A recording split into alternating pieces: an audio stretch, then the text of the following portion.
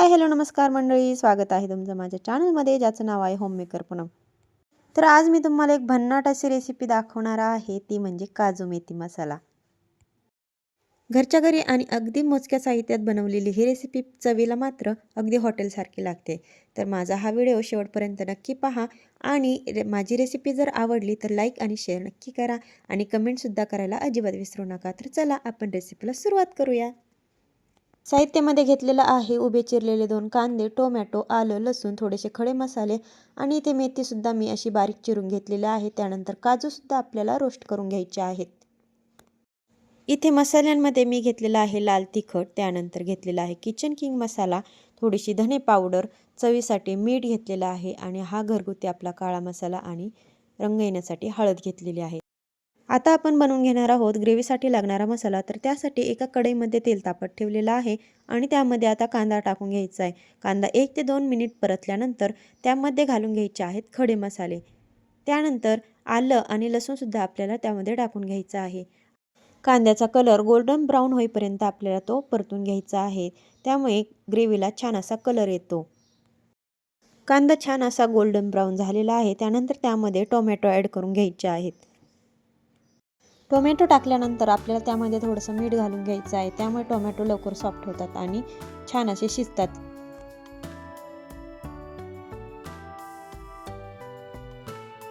इथे आपला ग्रेव्हीचा मसाला रेडी आहे आणि आपल्याला तो काढून घ्यायचा आहे एका मिक्सरच्या बाउलमध्ये।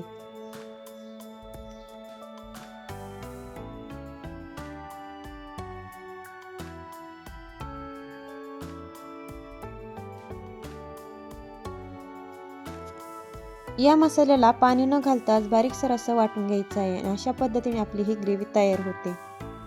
पुन्हा एकदा कढई तापत ठेवायची आणि त्यामध्ये तेल टाकून घ्यायचं आहे। तेल थोडंसं गरम झाल्यानंतर आपल्याला हा मसाला यामध्ये परतून घ्यायचा आहे। हा ग्रेव्हीचा मसाला आपल्याला तेलामध्ये 1 ते 2 मिनिट परतून घ्यायचा आहे। असं केल्याने त्याला छान असं तेल सुटतं आणि आपल्या ग्रेव्हीला तरीसुद्धा छान येते।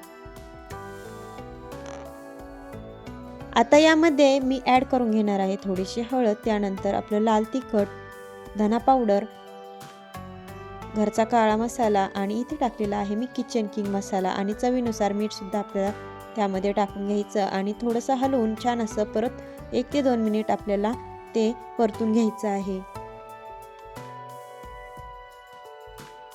आता आपल्याला टाकून घ्यायची आहे बारीक चिरलेली मेथी। ते थोडंसं हलवून त्यामध्ये काजूसुद्धा आपल्याला टाकायचे आहेत।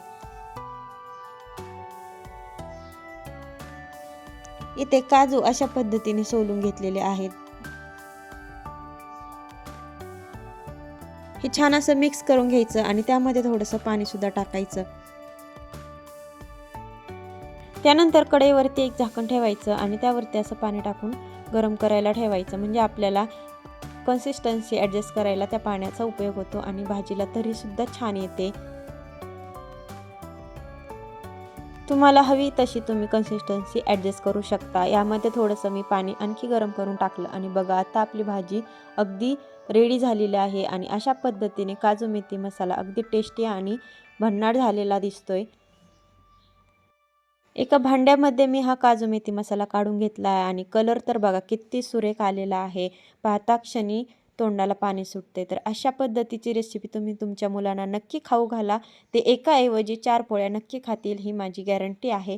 तर चला, माझी ही रेसिपी कशी वाटली मला कमेंटमध्ये नक्की सांगा। भेटूयात नेक्स्ट व्हिडिओमध्ये, तोपर्यंत बाय बाय।